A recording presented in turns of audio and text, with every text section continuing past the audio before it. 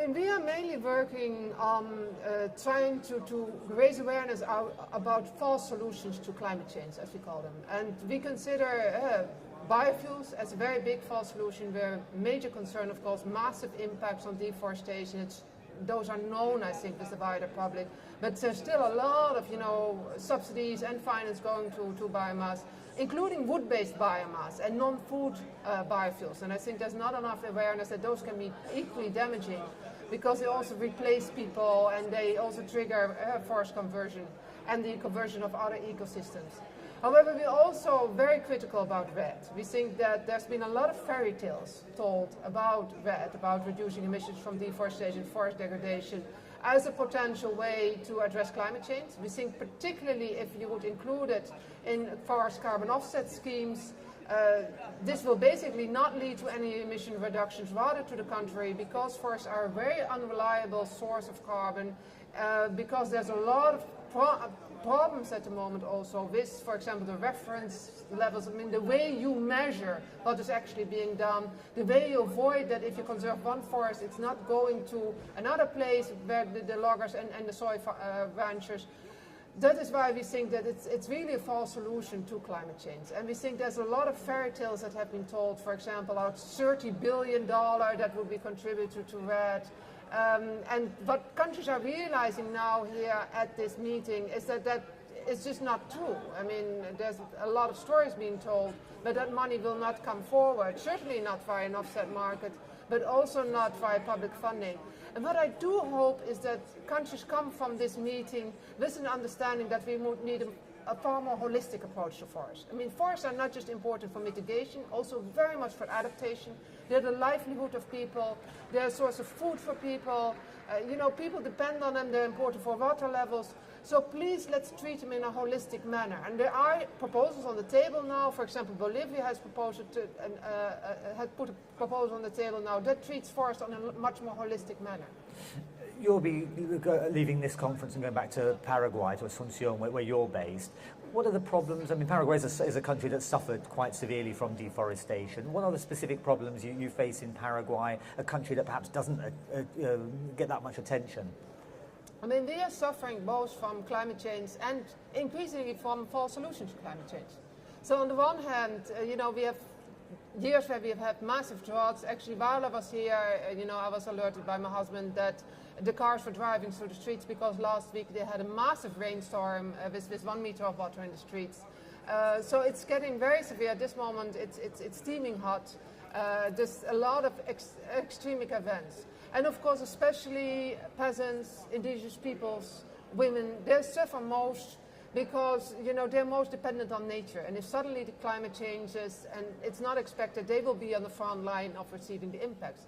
However, if you look at the false solution to climate change, especially, for example, soy production for biodiesel, it's having massive impacts as well. And we're suffering from both sides. And there's now proposals to have large-scale monoculture tree plantations being funded through RED scheme. And we will suffer massively from that as well, because it will replace farmers from the lands. They sometimes violently. There's a lot of very violent land struggles in Paraguay. Also indigenous peoples. Just last week we had indigenous communities that saw their school being burned down. The whole community was displaced. And this is all to grab more and more land for the production of, for example, soy monocultures. But potentially, if the RED will work out, as some people wanted in Paraguay, also for the establishment of large-scale monoculture tree plantations with RED funding. Right. So RED is actually feeding the expansion to some degree of these monocultures, of these big landowners, encouraging them to go about the work they're doing, especially in regards to soya. Yes, and one of the big problems you always have with forest schemes, people often forget that forests are the place in the world where the most marginalized people live, the most politically and economically marginalized. A lot of people that do not have confirmed land tenure rights, indigenous peoples, landless farmers, they often move to the forest zones because the fertile areas that are already deforested are being taken over big landowners. So there's particularly an issue about land conflicts in forest. If you then develop a scheme that suddenly gives forests and forest lands a tremendous monetary value, that will massively increase those conflicts, because there will always be a lot of evil people that will then try to grab those forest lands away from those marginal people, and because they don't have confirmed land tenure rights, they can easily do that. And sure, there are nice examples of good ROT projects, and I'm actually impressed by some of the goodwill of governments that are not so much in favor of RED, but are using the RED momentum, the political attention for RED, to develop quite interesting, schemes to halt deforestation. I think those efforts should definitely continue.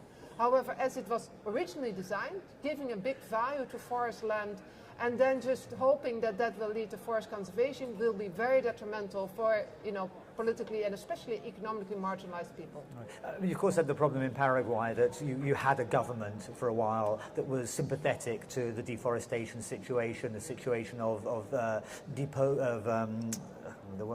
peasants being thrown off their land by these monocultures. That government was deposed probably by forces sympathetic to the big landowners.